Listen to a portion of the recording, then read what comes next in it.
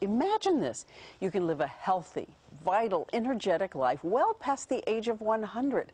How close are we? Well, science is close to giving a second century of life to everyone through everything from radical cutting-edge technology to simple changes in how you eat. And Dr. Mehmet Oz, the Oprah Show health expert, is going to be doing a full episode with her on this revolutionary topic tomorrow. But he sat with us right here and is giving us a sneak peek.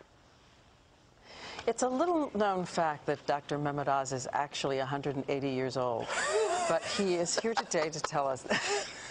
Hello. How are you? Okay, let's get started. Are you saying we're actually looking at the possibility that 99 is the new 50? It is true, and in fact, what we're really talking about is this whole concept of extreme longevity. Okay, what do we know for sure today that we can do?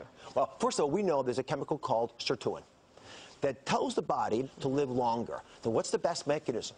It turns out that if you take rodents and you cut down their caloric intake, it's called calorie restriction, by a third, they'll live a third longer. Imagine that.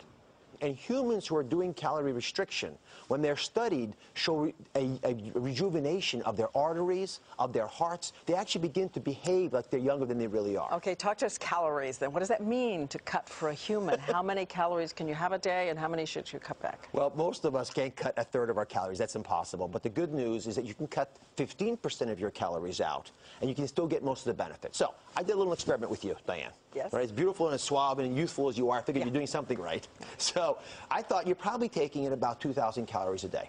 So if I cut 15% of that out, and if you look at the table next to you, this is an example of what calorie restriction would look like for you. So we have... Without that. Without the soda and the donuts. And I point that out because if I add the soda and the donuts, that total table is now 2,000 calories. But just cutting out those two items, which are nutrient empty, calorically rich, will get you to the 1,700 calories. So you've got salmon there, you've got fresh vegetables, you haven't got a potato, but there's no cream on it. There's a dessert, a low-fat dessert. Low-fat yogurt, the frozen yogurt. By cutting 15% a day down to 1,700 a day, I could live, we think, an extra 30 years or so. But that same chemical sirtuin can be turned on with other mechanisms. And one of them is one you're going to want to hear about. A lot of folks know that red wine has been purported to be good for you. Well, it turns out that red wine is red because of a chemical in it called resveratrol. And so one of the ways that we think red wines benefit health is by turning on that same anti-aging chemical. Oh, really? But how much? Because we keep hearing the conflicting studies that if you drink more than 7, 8, 9, 10 glasses of wine a week, you're at increased risk for some cancers, women especially. Well, for women, I would not drink more than a glass of wine or any alcohol a day. And for men, you can get a little bit more than that. Pills of resveratrol make more sense. But again, I want to warn everybody that we don't have a ton of information about this. In humans, we're not going to for another few decades. But taking proactive steps today could give us that extra longevity. Okay, in the near future, big breakthroughs in living longer. So the big deal for me is to move even beyond things you can do for yourself and talk about what technology can offer to us. I want you to come over. I got a little secret for you. All right. So on this table, we did a little science experiment. And we're talking here about tissue regeneration. So imagine that you're a classic car, right? And a part of you breaks. You don't want to discard the car. What you really want to do is fix the broken parts. So what does that look like to you?